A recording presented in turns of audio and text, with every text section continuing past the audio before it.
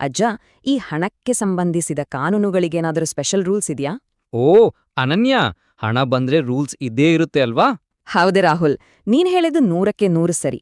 ಸಂವಿಧಾನದ 117ನೇ ವಿಧಿ ಅಂದ್ರೆ ಆರ್ಟಿಕಲ್ 117 ಇದನ್ನೇ ಹೇಳ್ತದೆ. ಬನ್ನಿ ಇವತ್ತು ಇದ್ರ ಬಗ್ಗೆ ತಿಳಿದುಕೊಳ್ಳೋಣ. ಅಜ್ಜ, ಎಲ್ಲಾ ಹಣದ ರೂಲ್ಸ್ ಒಂದೇ ತರ ಇರುತ್ತಾ? ಇಲ್ಲ ಮೀರಾ, ಜನರ ಹಣ ಅಂದ್ರೆ ಅದು ದೇಶದ ದೊಡ್ಡ ಬ್ಯಾಂಕ್ ಖಾತೆ ಇದ್ದ ಹಾಗೆ. ಯಾರು ಬೇಕಾದರೂ ಆ ಹಣವನ್ನು ಮುಟ್ಟುವಂತಿಲ್ಲ. ಅದಕ್ಕಂತಾನೆ ಫಿಲ್ಟರ್ ಆಫ್ ಫೈನಾನ್ಸ್ ಅಥವಾ ಹಣಕಾಸಿನ ಶೋಧಕ ಅಂತ ಒಂದು ವ್ಯವಸ್ಥೆ ಇದೆ. ಓ, ಅದಕ್ಕೆ ಇಷ್ಟೊಂದು ಸ್ಪೆಷಲ್ ರೂಲ್ಸ್ ಮಾಡಿದಾರಾ ಅಜ್ಜ? ಹೌದಮ್ಮ.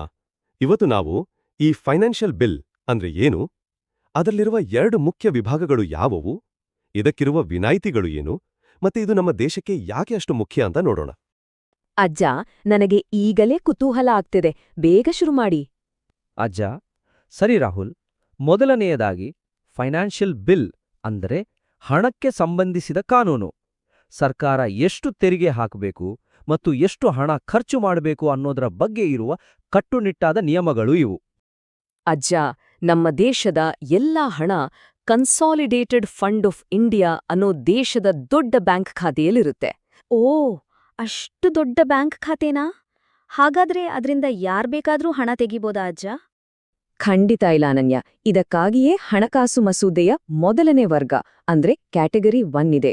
ಮೀರಾ, ಈ ಮೊದಲನೇ ಕ್ಯಾಟಗರಿ ರೂಲ್ಸ್ ಹೇಗಿರುತ್ತೆ ಅಜ್ಜ?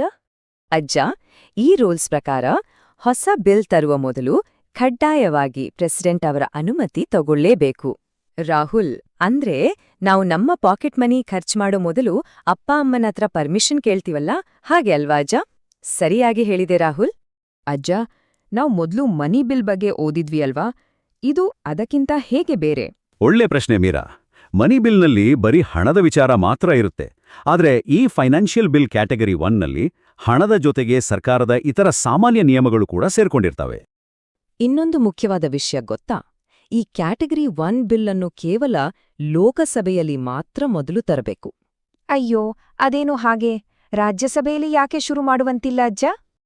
ಯಾಕೆಂದ್ರೆ ಅನನ್ಯ, ಲೋಕಸಭೆಯಲ್ಲಿ ಜನರಿಂದ ನೇರವಾಗಿ ಆಯ್ಕೆಯಾದ ಪ್ರತಿನಿಧಿಗಳು ಇರ್ತಾರೆ.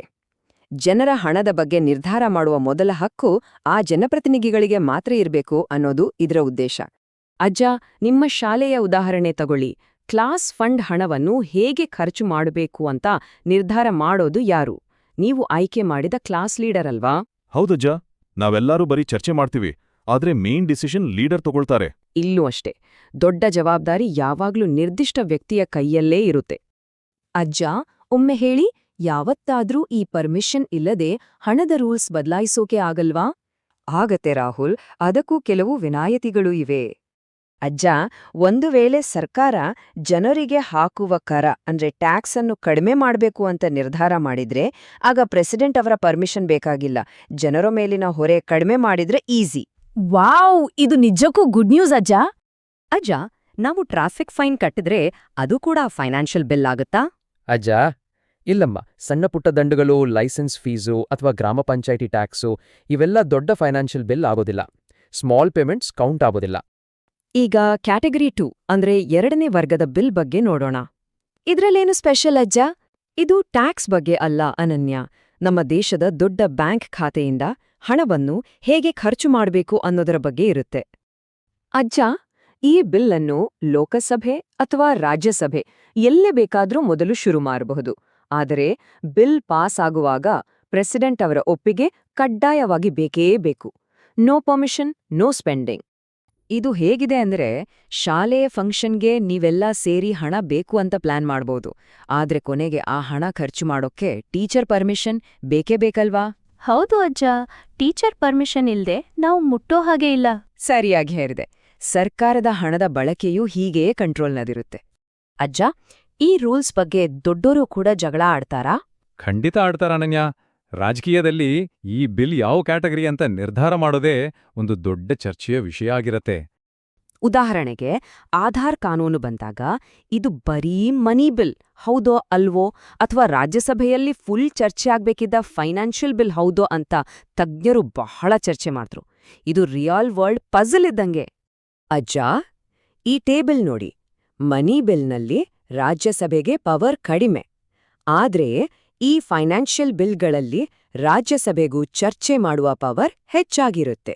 ಓ, ಅಂದರೆ ಹಣದ ವಿಚಾರ ಬಂದ್ರೆ ಎಲ್ರಿಗೂ ಸ್ವಲ್ಪ ಸ್ವಲ್ಪ ಪವರ್ ಹಂಚಿರ್ತಾರೆ ಅಲ್ವಾ? ಹೌದು ಮೀರಾ.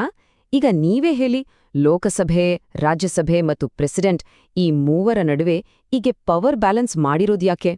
ಯಾಕಂದ್ರೆ ಯಾರೊಬ್ರು ದೇಶದ ಹಣವನ್ನು ತಮಗೆ ಇಷ್ಟ ಬಂದ ಹಾಗೆ ಮಿಸ್ಯೂಸ್ ಮಾಡ್ಬಾರ್ದು ಅಂತ. ಸರಿನಾ ಅಜ್ಜ? ಬಲೆ ಹುಡ್ಗ, 100ಕ್ಕೆ 100 ಸರಿ. ಹಾಗಾದ್ರೆ ಇವತ್ತು ನಾವು ಏನ್ ಕಲ್ತ್ವಿ ಅಂತ ಯಾರಾದ್ರೂ ಹೇಳ್ತೀರಾ? ಅನನ್ಯ, ನಾನ್ ಹೇಳ್ತೀನಿ. ಹಣದ ಕಾನೂನುಗಳು ಬಹಳ ಸ್ಪೆಷಲ್. ಮೀರಾ, ದೊಡ್ಡ ಖರ್ಚಿಗೆ ಪ್ರೆಸಿಡೆಂಟ್ ಪರ್ಮಿಷನ್ ಬೇಕೇ ಬೇಕು. ಒಂದು ನಿರ್ದಿಷ್ಟ ಜಾಗದಲ್ಲೇ ಅದು ಶುರುವಾಗಬೇಕು. ರಾಹುಲ್ ಮತ್ತು ಹಣ ಖರ್ಚು ಮಾಡೋದನ್ನ ಕಟ್ಟುನಿಟ್ಟಾಗಿ ಕಂಟ್ರೋಲ್ ಮಾಡ್ತಾರೆ. ಅಜ್ಜ, ತುಂಬಾ ಚೆನ್ನಾಗಿ ಅರ್ಥ ಮಾಡ್ಕೊಂಡ್ರಿ. ನೆನ್ಪಿರ್ಲಿ, ಹಣ ಎಲ್ಲಿದೆಯೋ ಅಲ್ಲಿ ನಿಯಮಗಳು ಕಡ್ಡಾಯವಾಗಿ ಇರ್ಲೇಬೇಕು. ಅನನ್ಯ, ನನಗೀಗ ಎಲ್ಲವೂ ಸ್ಪಷ್ಟವಾಗಿ ಅರ್ಥ ಆಯ್ತು ಅಜ್ಜ. ಹೌದು ಅಜ್ಜ, ಹಣದ ವಿಚಾರ ನಿಜಕ್ಕೂ ತಮಾಷೆ ಅಲ್ಲ. It's very serious.